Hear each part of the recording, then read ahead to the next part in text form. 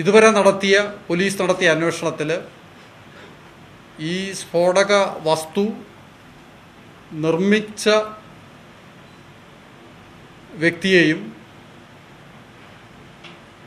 അതിന് പ്രയോജനപ്പെടുത്തിയ വസ്തുക്കളും കണ്ടെത്തുവാൻ അന്വേഷണ സംഘത്തിന് കഴിഞ്ഞിട്ടുണ്ട്.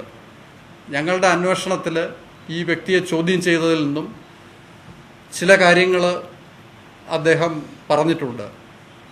ഈ വ്യക്തിയെ കസ്റ്റഡിയിൽ വാങ്ങി വിശദമായി ക്വസ്റ്റ്യൻ ചെയ്തതിന് ശേഷം അയാൾ പറയുന്ന കാര്യങ്ങൾ പറ്റി സമഗ്രമായി അന്വേഷിച്ച് മറ്റ് വിവരങ്ങളും കൂടി ശേഖരിച്ചതിന് ശേഷം മാത്രമേ അതിലൊരു അന്തിമ നിഗമനത്തിൽ എത്തുകയുള്ളൂ.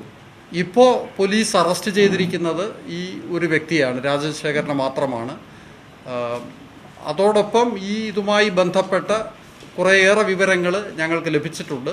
അത് വരും ദിവസങ്ങളിൽ തുടർന്നുള്ള അന്വേഷണത്തിൽ ഇതേപ്പറ്റി ബാക്കിയുള്ള വിവരങ്ങൾ ലഭിക്കും.